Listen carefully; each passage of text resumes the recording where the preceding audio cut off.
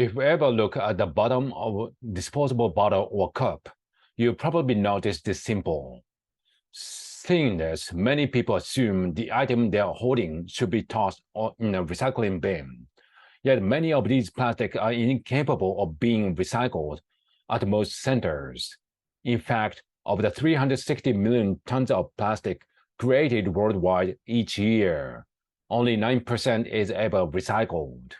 So why are so few plastic recycled? And what do these codes actually mean? Our recycling problem is multi-layered, beginning at production. About 80% of plastics are made from what is known as thermosetting polymers.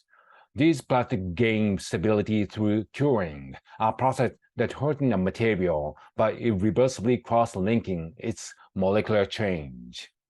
The very properties that make thermoset plastics so useful, in that they keep their shape and integrity under extreme conditions, mean that they can't be broken down and rebuilt by the vast majority of recycling plants. Thankfully, most plastics are thermoplastics, which can be melted and remolded. But this category encompasses a variety of materials with unique chemical structures, weights, and properties, all which require different conditions for recycling. As a result, only some of these thermoplastics are accepted at most recycling centers, which brings us to our next problem, the confusing code system. Developed and introduced by the plastic industry in 1988, this code was presented as a way to help consumers and facilities sort their trash. Each number indicates the material the plastic is made of, known as its resin. Some resin numbers are recyclable at most centers, while others are not. And yet, within this system, all numbers are surrounded by the universally recognized recycling symbols, misleading consumers into thinking that many unsalvageable plastics have a chance at a second life. And just because a technically recyclable resin makes it to a recycling bin doesn't mean it will continue its journey. Plastic often contain multiple resins, are mixed with dyes and additives, or are fixed with difficult-to-remove stickers and labels, all which can cause them to be rerouted to incinerator or trash bin. In short, many companies don't design packaging with recovery in mind. Even under pristine conditions, plastic resin can only be melted down and remolded a handful of times, as their polymers degrade with each use.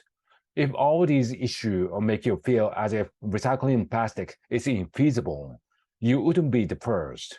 This reality was well known to the plastic industry as early as the 1970s.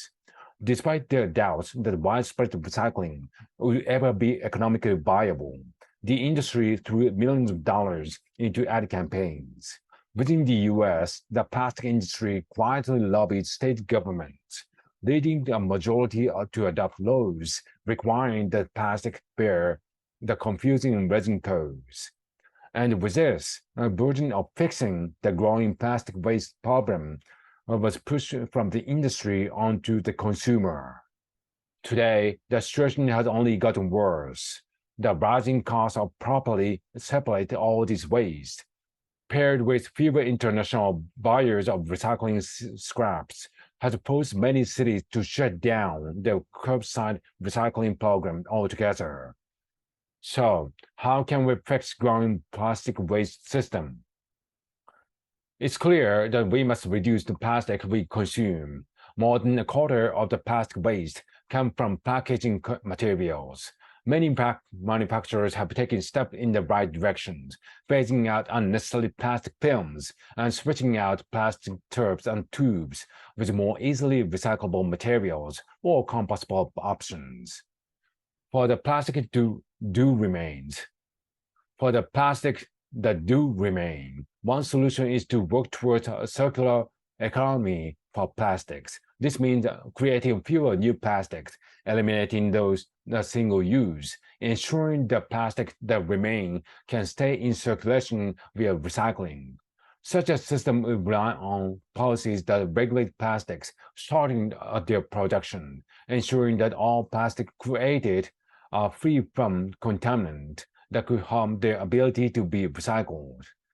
In the meantime, many experts believe the current resin code system should be eliminated and swapped out for clear, simplified recyclable versus non-recyclable labels. This will help consumers more easily sort their waste, but more importantly, allow them to be informed decisions at purchase, ultimately putting the pressure back on end manufacturers to ensure a recyclable future.